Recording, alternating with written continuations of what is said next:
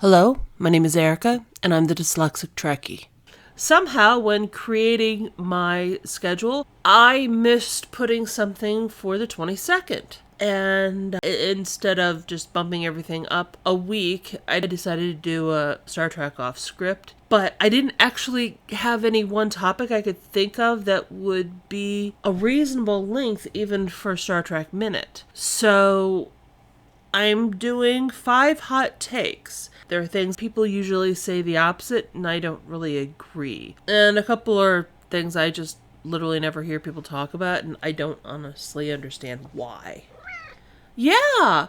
I don't understand why they don't talk about it. It's just, seriously. Ensign Bradbury is at his station doing his duty, mainly begging for num-nums. So, first hot take.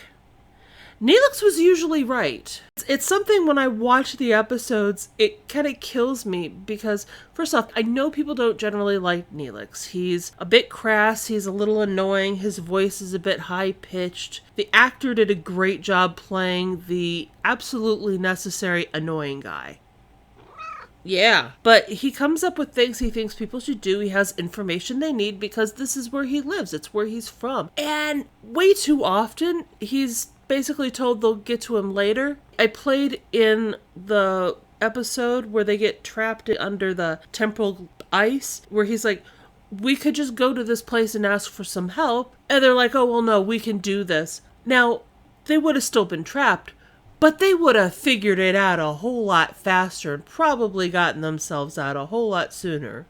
Another one was the last video I recorded for the Janeway Analyzed series, where he tells him he needs to talk with Janeway. And she brushes him off. We'll get to you later. I need to go watch the doctor be badly transferred to engineering. If she had gone to talk with Neelix, she might have taken a little more precautions going into that space, and they might have figured out what was going on a heck of a lot sooner and wouldn't have ended up with the entire ship entranced by these aliens. The one that I love most is, though, the Leola route. Everybody hates that Leola route, but I'm pretty sure they probably would have been seriously malnourished if he hadn't gone and gotten it. But the scene that always cracks me up is when Chakotay takes the root, takes a chunk out of it raw, and then spits it out saying it's vile.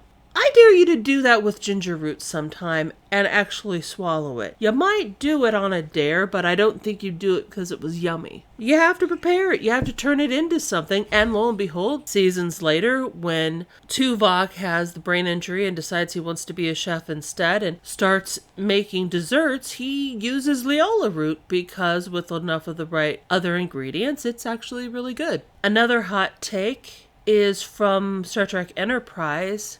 I've said it's not my favorite series, but Enterprise was retroactively ruined by them killing Tripp. The character was too good.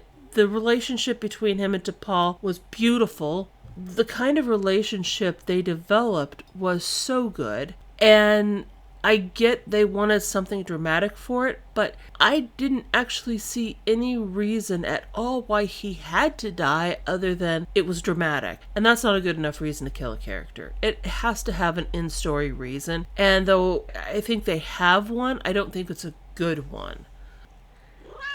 But every time I try to watch Enterprise now, I'm watching Tripp going, you're going to die in 4 years.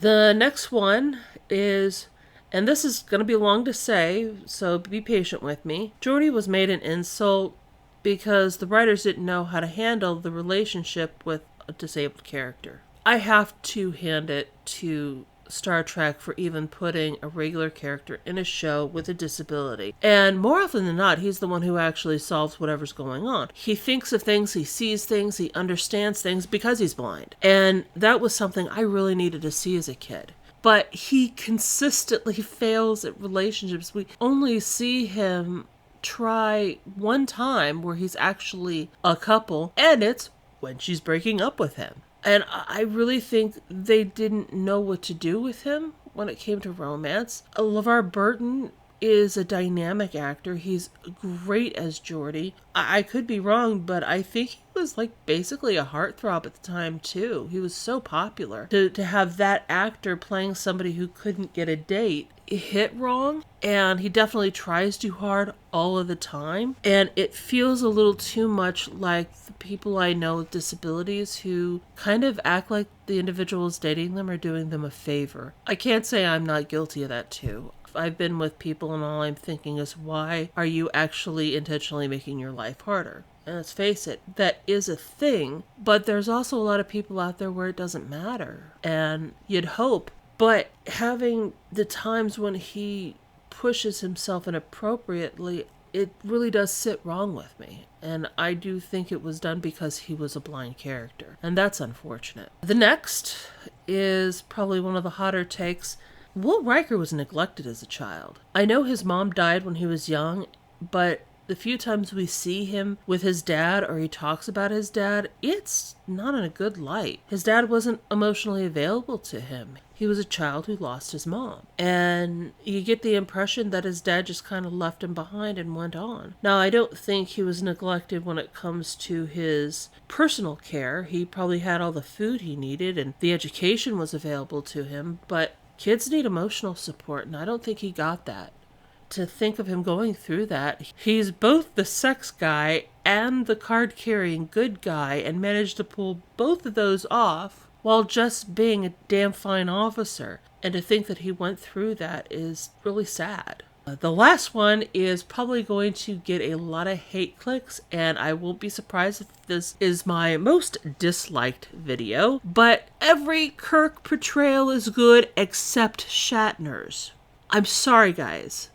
I don't dislike Kirk. I think Kirk was a cool-ass captain. He was the badass of the times. Yes, he played roughshod with the Prime Directive, but as we've seen in Strange New Worlds, it had only become the Prime Directive about a decade or so before. But Shatner can't act. I'm really sorry. Don't tell me he's a Shakespearean actor so he has his dramatic pauses differently. Patrick Stewart is a Shakespearean actor too, and he's an amazing actor. William Shatner is a bad actor. He just is. He's great in the moments where you're kind of just sitting and talking. He does that fine. If he has a monologue he needs to get out, it's good. But whenever you have to make the guy emote, he has these dramatic pauses that don't do anything. I felt bad for the first guy who had to play Kirk after him, because when the new set of movies came out, the Calvin timeline, I wasn't going to go see them because it was going to be Kirk, and I just couldn't see what he was going to do with that. He actually did a fantastic job.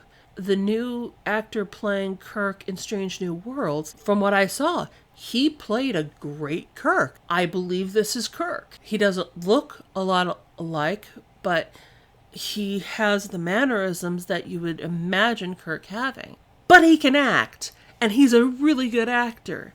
Unfortunately, the first portrayal of the first captain for the original series just wasn't a very good actor. Thank you for watching. If you like this subject, please like, share, and subscribe. If you have any thoughts, feelings, or ideas on this subject, please share in the comments below. Again, my name is Erica, and I'm the Dyslexic Trekkie.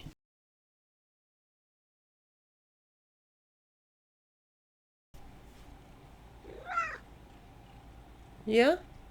Speaking to the mic. You have important things to say. Come on. Yeah? I think I should just have him do this video. Uh-huh. Really?